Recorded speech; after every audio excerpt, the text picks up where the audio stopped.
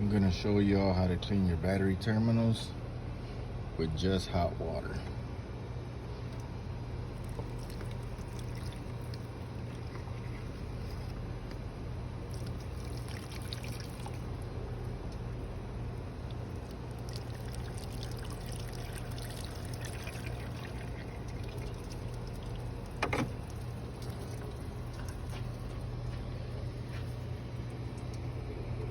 Still has a little bit on there, but keep pouring hot water and they come clean.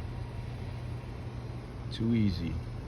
The secret has to be an Alaska cup.